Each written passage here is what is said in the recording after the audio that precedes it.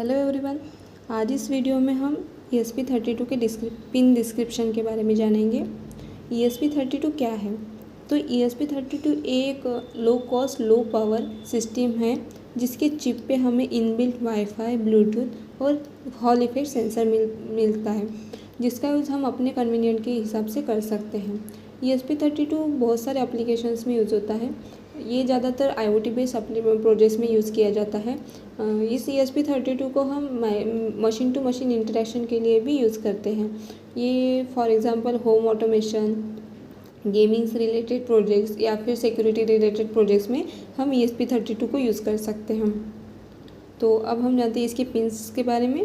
तो ESP32 एक 48 pins IC है, जिसकी कुछ पिंस के इसके इंटरनल यूज़ के लिए होती है और बाकी जो पिंस है वो मैन्युफैक्चर टू मैन्युफैक्चर डिपेंड करते हैं कि कितने पिंस हमारे इस बोर्ड में अवेलेबल रहेगी। तो इस बोर्ड में टोटल 30 पिंस है, 15 यहाँ से इस साइड, 15 इस साइड पे। तो सबसे पहले ये जो पिंस है ये है इनेबल पिन, जिसका यूज़ हम अपने इस ESP32 को इनेबल और डिसेबल करने के लिए होता है। और अगर हम इस पर एक पुश बटन ऐड कर देते हैं तो हम ESP32 को रिस्टार्ट कर सकते हैं। ये यहाँ पे दिख रहे हैं, यहाँ पे एक इनेबल बटन है, इससे प्रेस करके हम अपने ESP32 बोर्ड को रिस्टार्ट कर सकते हैं। यहाँ पे एक VIN पिन है, इसकी हेल्प से हम अपने इस ESP32 को पावर सप्लाई दे सकते हैं, जिसकी जो लिमिट होती है वो 5 वोल्ट से 14 वोल्ट तक होती है। हम इस माइक्रो USB के थ्रू भी इस ESP32 को पावर दे सकते हैं और इसी के थ्रू हम अपने इस बोर्ड में जो प्रोग्राम है वो अपलोड कर सकते हैं। इसमें जो हमारा मोबाइल का चार्जर है वो कनेक्ट हो जाता है और आसानी से इसमें अपलोड कर सकते हैं हमारा प्रोग्राम। इसमें 2 ग्राउंड होते हैं, एक यहाँ पे और एक यहाँ पे। इस ग्राउंड का यूज़ हम सर्किट को कंप्लीट करने के लिए करते हैं। अगर हमें सर्किट में ग्राउंड लगाना है तो इस पिन पे हम ग्राउंड दे सकते हैं। उसके बाद ये जो है ये 3.3 वोल्ट की पावर सप्लाई है, इससे हम अपने जो सर्किट है उसको 3.3 वोल्ट का आउटपुट पावर सप्लाई कर सकते हैं। अब हम इससे जो 5 वोल्ट से लेके 14 वोल्ट तक जो भी सप्लाई करेंगे तो ये जो वोल्टेज रेगुलेटर है वो क्या करेगा कि वो 3.3 वोल्ट में कन्वर्ट करेगा और हमारे जो भी सर्किट है उसको सप्लाई कर देगा और हमारी इस बोर्ड को भी ऑपरेट कर देगा। अब हम उन पिंस को देखते हैं जिसका यूज़ एज अ इनपुट और एज अ आउटपुट करते हैं। ये पिंस मल्टीपर्पज़ पिंस होती है, मतलब एक पिन कई काम कर सकती है। ये पिंस है D2, D4, D12, D13, D14, D15, D16, D17, D18, D19, D21, D22, D23, D25, D26, D27 और D32 और D33।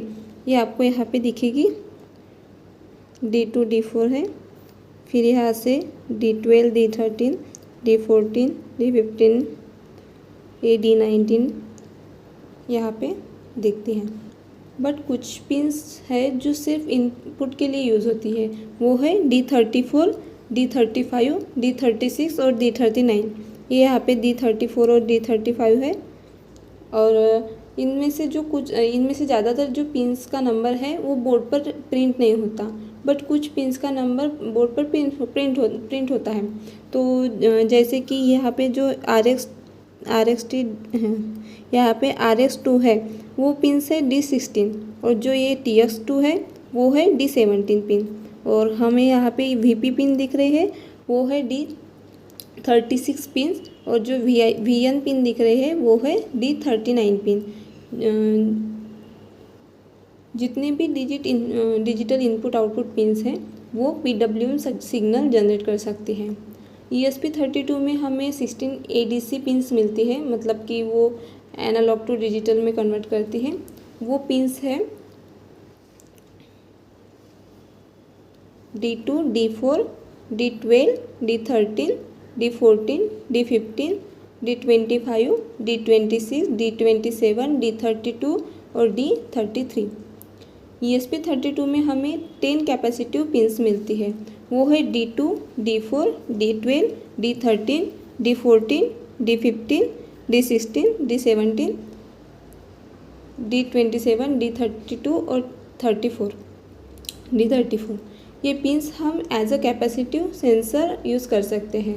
ये पिंस हम I2C कम्युनिकेशन के लिए भी यूज़ कर सकते हैं, बट बाय डिफ़ॉल्ट हमें D21 यहाँ पे दिखता है, D21 और D22 ये जो दो पिन हैं ये I2C कम्युनिकेशन के लिए हम यूज़ कर सकते हैं। D21 एज अ SDA और D22 एज अ SCL हम यूज़ कर सकते हैं।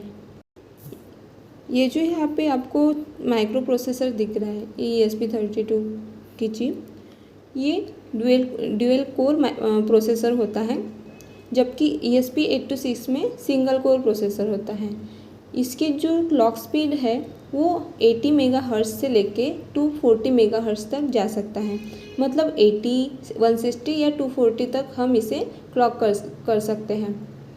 इसमें जो प्रोसेसर है वो ELP को प्रोसेसर है, means ultra low power processor, जो कि डीप स्लीप मोड में जा सकता है और डीप स्लीप मोड में इसका करंट कंजप्शन काफ़ी ज़्यादा कम हो जाता है। मतलब माइक्रो एम्पियर में ये करंट कंज्यूम करता है। और जो हमें ESP32 में 8 MB तक एक्सपांडेबल मेमोरी मिलती है और इस मेमोरी की हेल्प से आप हाई कंप्यूटेशनल टास्क भी कर सकते हैं, जैसे कि हम इससे data streaming, image recognition, two way by directional communication भी कर सकते हैं, या फिर स्पीच रिकॉग्निजेशन जैसे टास्क भी ESP32 कर सकता है।